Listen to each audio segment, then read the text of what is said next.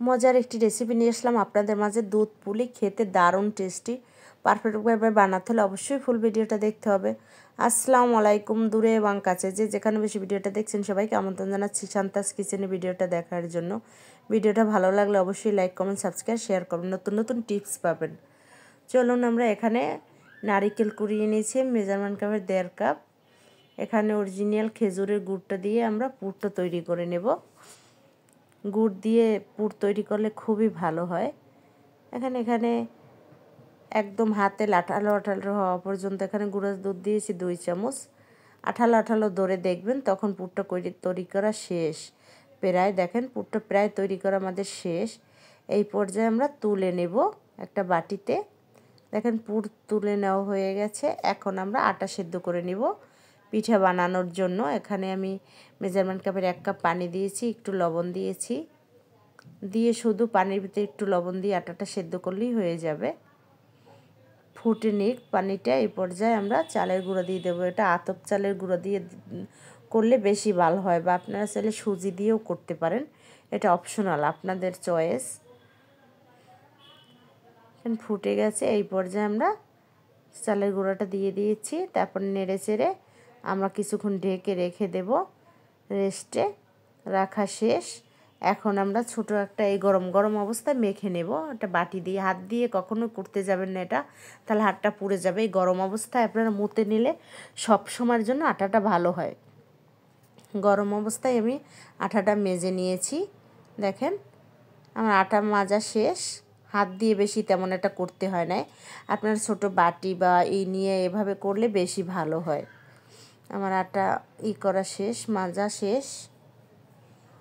এই ক্ষীর আসলে দেখেন এরকম করে গোল গোল করে নিয়ে এটার ভিতরে দিয়ে এটার ভিতরে আমি পুরটা ভরে এভাবে আটকে দেব।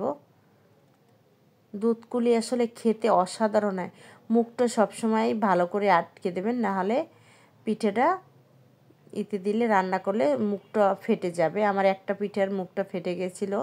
সে পিঠাটা আসলে আমি বানাই না, বাচ্চা বানিয়েছিল। এবার মুখটা ভালো করে আটকে দিতে হবে, তাহলে আপনার পিঠাটা ফেটে যাবে না। কয়েকটাই আপনাদের সাথে বানিয়ে শেয়ার করলাম। এভাবে আমি সকল পিঠাগুলো বানিয়ে নেব। দেখেন সকল পিঠাগুলো আমার বানানো শেষ। এই পর্যায়ে আমরা রান্না করে নেব। এটার জন্য আগে শিরা তৈরি করে নেব। এখানে আমি মেজারমেন্ট কাপের 1 কাপ চিনি দিয়েছি।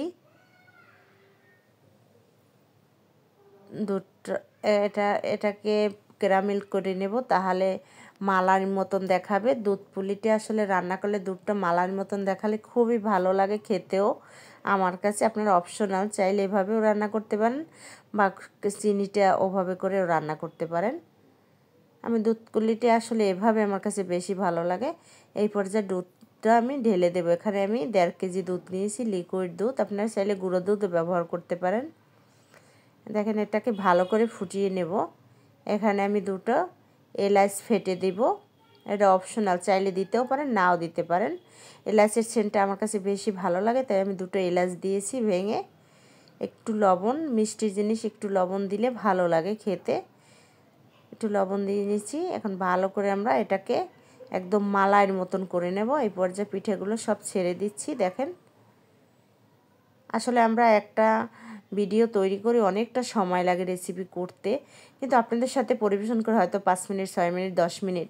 আসলে আমাদের এত কষ্টের পিছনেও একটা, আসলে এত ঝটপট রান্নার পিছনেও একটা গল্প থাকে।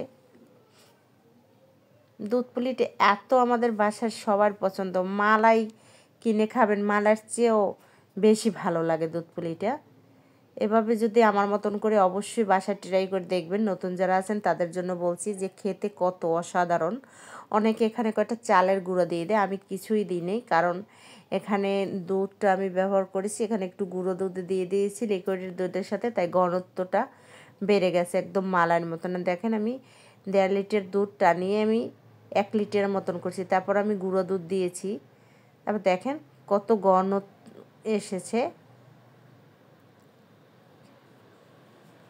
একদম। আসলে আমার কারেন্টটা চলে গেছিলো, তাই এটা রঙটা এভাবে এখন দেখাচ্ছে। পরিবেশন করে আপনাদের সাথে দেখাচ্ছি। দেখেন দুধ পুলিটা খেতে এত মজা, এত টেস্টি হয়েছে যা বলার মতো না। বাচ্চারা সবাই চেটে পুটে খেয়ে ফেলেছে। মাশাআল্লাহ এখানে মোটামুটি ভালোই ছিল। পরিবেশন করে দেখাচ্ছি, দেখেন কত ঘনত্ব, মালাইটা এত টেস্টি ছিল। আপনাদের একটা বাটিতে তুলে আমার ছেলে একটা কেটে দেখাচ্ছি, আপনাদের সাথে শেয়ার করছি। দেখেন ভিতরে পুরটা কত সুন্দর হয়েছে, দেখেন খেতে অসাধারণ হয়েছে। বাসায় একবার হলেও ট্রাই করে দেখবেন। পিঠাটা একবার খেলে মুখে লেগে থাকার মতন, এত টেস্টি। সবাই ভালো থাকবেন, সুস্থ থাকবেন, নিরাপদে পথ চলবেন। অবশ্যই আমার চ্যানেলটি সাবস্ক্রাইব করবেন, শেয়ার করবেন, কমেন্টস করবেন, বেশি বেশি আমার জন্য দোয়া করবেন। আপনাদের জন্য দোয়া করি। আল্লাহ হাফেজ।